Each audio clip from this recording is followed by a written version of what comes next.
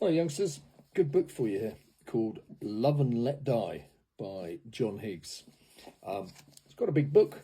Um, it's got a fantastic premise. Basically, on Friday, the 5th of October 1962, the Beatles' first single, Love Me Do, was released. Love. And on the same day, Dr. No, the very first James Bond film, was released.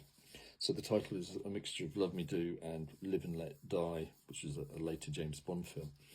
So the premise is that these two things, these two cultural events, these two artifacts, if you like, it looks at how the Beatles got going and how they expanded and grew over the decade and then subsequent decades, but also the same with James Bond, because if Dr. No had bombed, they wouldn't have bothered making another one. But it was such a hit, straight out the traps, that there were more Bond films and more Bond films.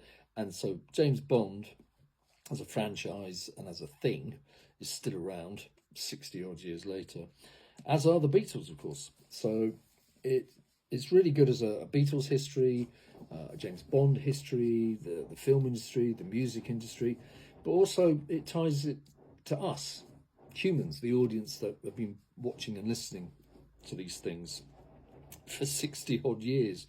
And it's kind of yin and yang. The Beatles represent love, and Bond is sort of hate, death.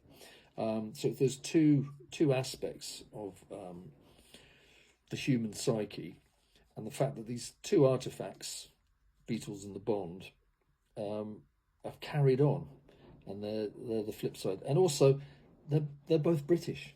You know, so this weird, rainy little island off the coast of Europe has created two of the biggest things culturally over the last 60 years. So it's a fascinating read, and I recommend it heartily.